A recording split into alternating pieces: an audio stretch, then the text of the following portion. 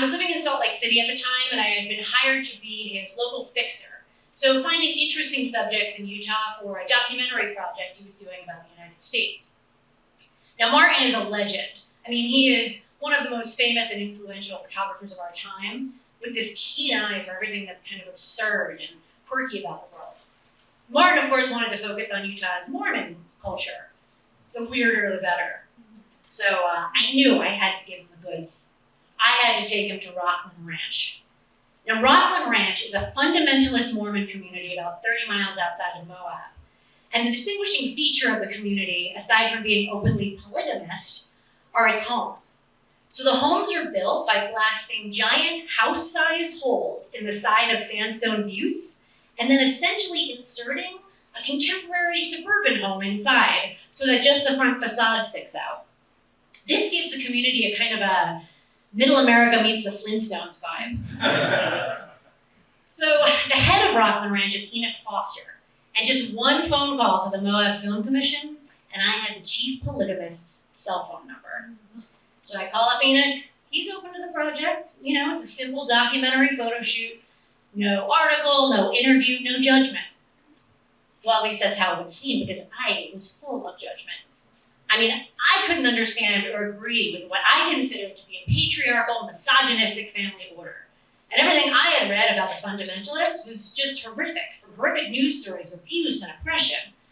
But, like Martin, I can never resist unusual things. I'm intensely curious.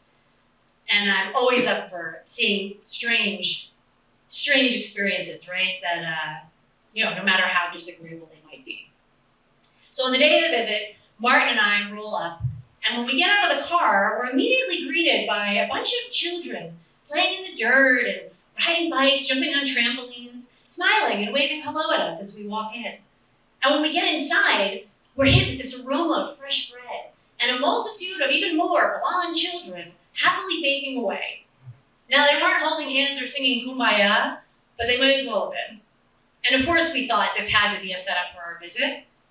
But as the day went on, we realized, this is just how they live every day at their Mormon little house on the prairie.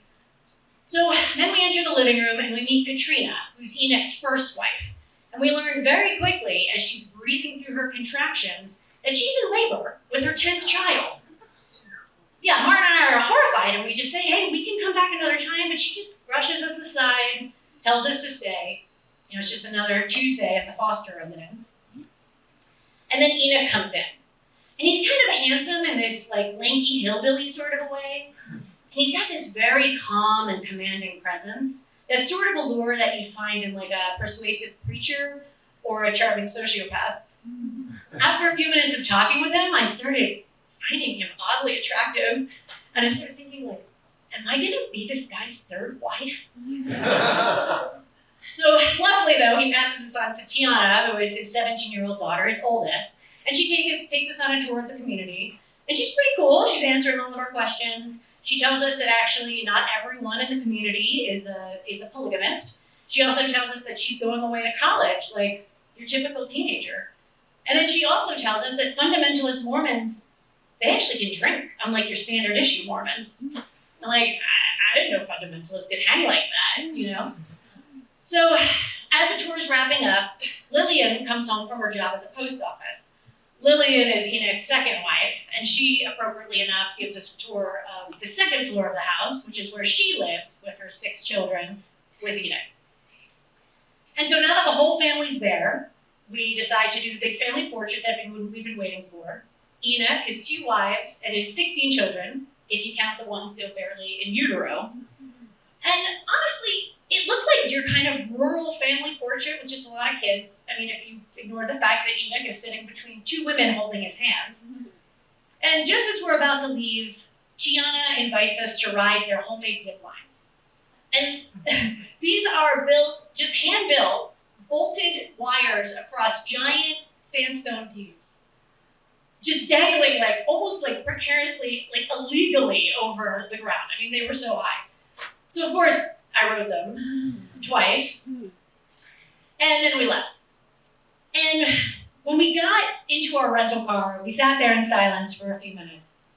And then Martin finally said, that is the weirdest experience I've ever had, aside from maybe North Korea. And of course, I was elated, because not only did I just get to spend the day with a bunch of polygamists who live inside of rocks, but I just gave one of my photo heroes an experience that only Kim Jong-un had rivaled. And it was weird. It was super bizarre. But what was even more bizarre about the experience was that I kind of ended up liking these people. I mean, I wasn't about to go off and become a sister wife, but the experience did soften my views a bit. And it reminded me that, no matter what very different paths we may all choose to find happiness in life, we can all find common ground in family and in love, in community, and in zip lines. Thank you.